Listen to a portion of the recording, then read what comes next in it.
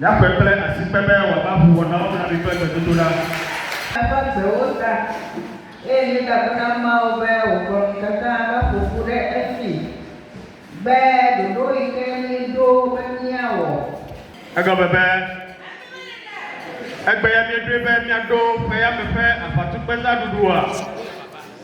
Egbe ya míeɖo be míaɖo egɔme anyi. Walike.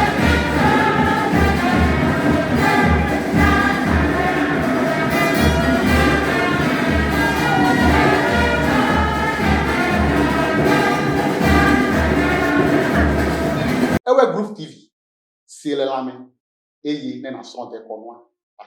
Alebe miameromi di ɖeka wa kple ŋgɔgbe yia ko womiasi be o mava nɔ zime ne azala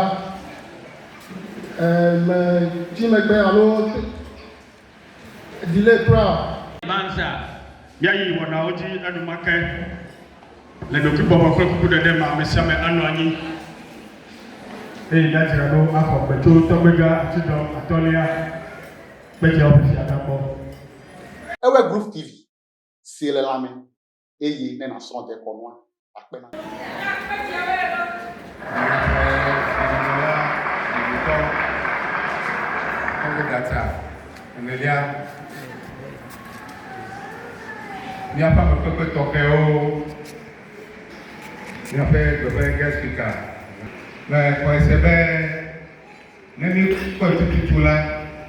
Ame yiwo ke susɔ ɖe aƒe me ɖe, wosɔgbɔ wo míame lo ge va.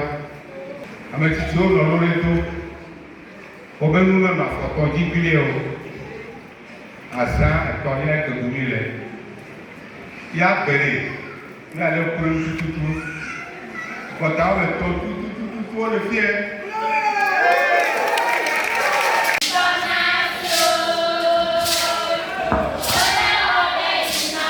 Ebanye agbele nɔmeviwo.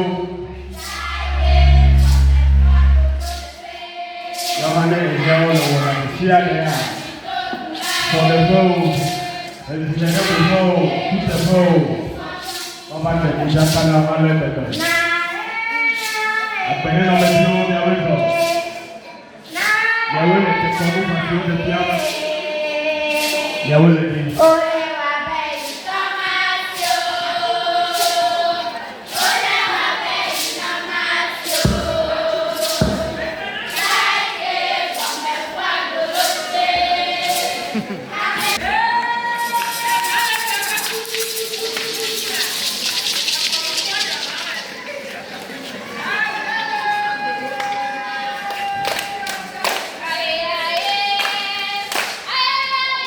Ewe Group TV, c'est le lame, et il n'est pas son déconnoissement.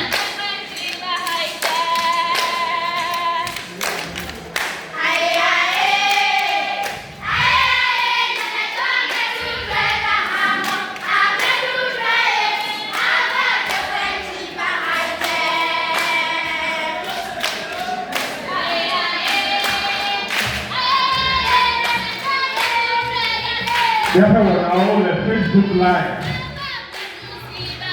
Yàtọ̀ bi wɔla yi wo dada ame yi yàrá bɛ ta kuma. Ekpɔkpɔ bɛ wɔna le fi le Facebook Live. Eye bɛ ɛdɛ bɛ Facebook bia. Ete Kpedze Awatukpe zango.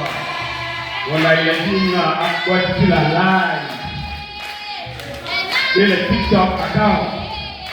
Kpedze Awatukpe zango. Wɔnawo katã le fi mawo katã. Ame yiwo le nɔnɔmetatawo ɖem, le wɔnawo ɖem a wole mía dome.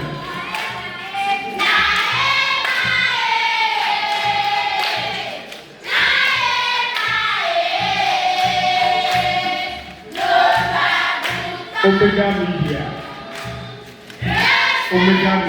ele mía dome. Eya le mía dome. Omega Media, ele mía dome. Every Group TV.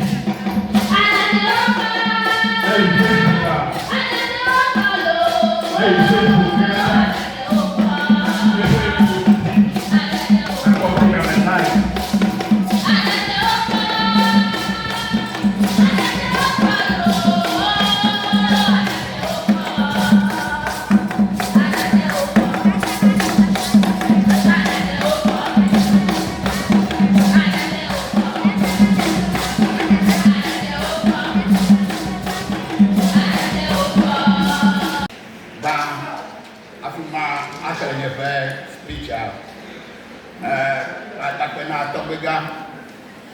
Where Ega Yonke, the Mava Akpo as I can line. Young, the baby in the temple, but like Etiala, ever from a bear out. In the side again, a dealer, then what the pele, and you Mava would do. I go on bed, talk with Yamatata, I want to do. As a penalty. Menola. Tobida play every meu. Dumetichio. Mama. Kpedze to popo kple kankuawe. You are. Devio. Nyadojo. Ewe grufti. Si le lame. Eyi nena sonde konwa. Edua nínú tai. Ngọgbẹ yìí tai. Èmi àpò àti àkọ́tà pé dàdà tó ẹ̀dẹ́. Ẹ̀yẹ́ mẹ́tí ò Kpedze efi wọ́n dùn Awatukpe sáré. Yayi eji enumake. Egbe ade do gọbẹ. Ìnífà bẹ́ẹ̀ ni a bá dó Awatukpe zangome anyi. Lucia nui na wala kpemea. Ejebe na do gọmẹ anyi. Debe do gọmẹ anyi o la malio. Eta egbe ìnífà. Mi sọ̀gbọ̀ o, mi sọ̀gbọ̀ o. Mi gbọ́ka o, mi gbọ́ka o. Tado ti lo ẹyẹ bi miago asa gọmẹ anyi. Tàbí le do gbẹ. Eta matsɔbɔ nukpɔkpɔ. Ewe grufti si le lame. Eyi nena sonde konwa akpena. Ame yi Rema Way Chapel International tó fẹ́ sọ́fò bẹ́ẹ̀ bàbá kọ ẹ̀sìá adó àṣà gọ̀mẹ̀ anyami yakọ àsìpẹ́ abọ́ ẹ̀.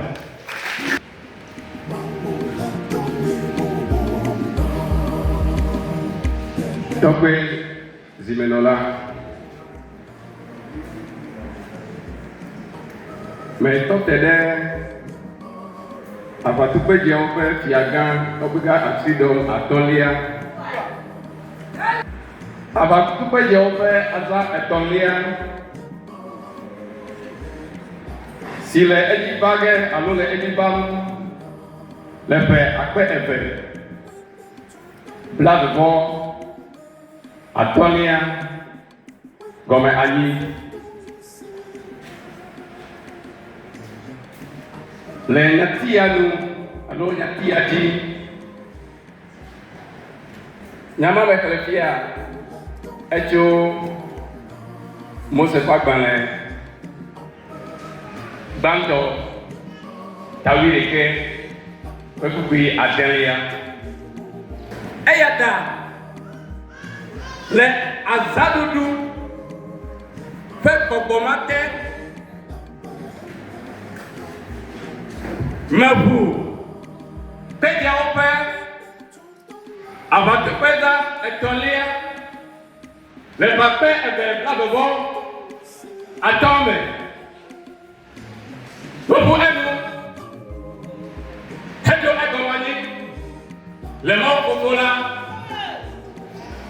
le Mawu Vi la kpakple Mawu Gbɔgbɔ Kɔkɔe la ƒe ŋkɔ me.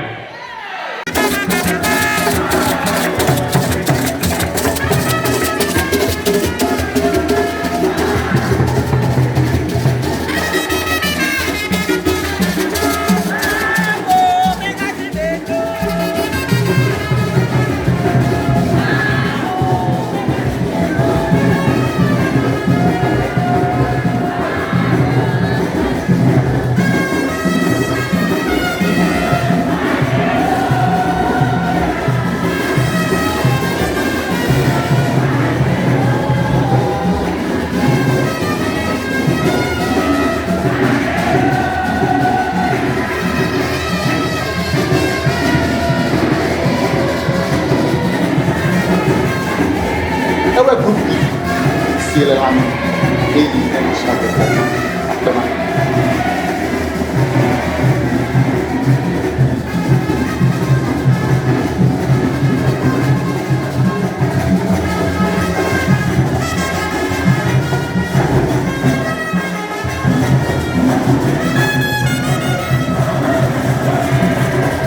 Miatsɔ asikpe akpe miaƒe assembly member Kasim Adam Osman.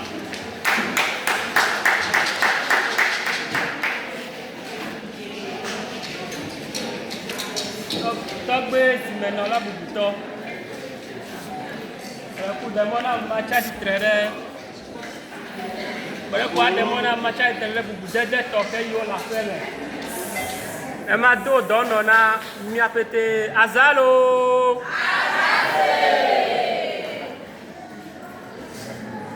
Eyi me dukɔ ɖewo wole le konyi fa be dziɖuɖu mewɔ ya na yiwo mewɔ ya na yiwo la míakpe dzewo ya mi ɖoe be míade azaɖuɖu tome eye míadiga eye ne mi de azaɖuɖu tomea míami asi dziɖuɖu kple nɔviwo woava kpe ɖe mía ŋu be míakpɔ ŋgɔ yi dɔwo eya ta ne le xɔ ya me egbea wabɔta ne ɖokuiwo ƒo asikoli ne ɖokuiwo.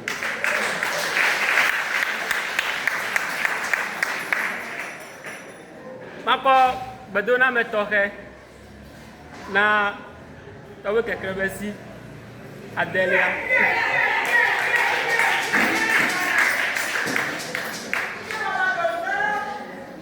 Miabete mi se gbedoname tɔxɛ ma gɔme mawo ne do ŋusẽ miabete ke be azaya míaɖui wòade teƒea eyi ɖe sia ɖe alo eyi me mi dze azaya ɖua nukunu ɖe le dzɔdzɔ enye be eƒe sia ƒe ne míaɖu aza eƒe ma me tɔa ega edzani eye wòdze edzi nyuie ɖe wuƒe yi va yi me tɔ eyawo katã mawu ƒe ɖoɖo wònye. Miayɔ miaƒe chief imam Tanko tso Kpedze zongo be wòana mi nu gbedodo ɖa. Eɖu ƒe ŋgɔyiyi mɔ vovovowo li ne sugbɔ ame sia ame ate wɔ esi nu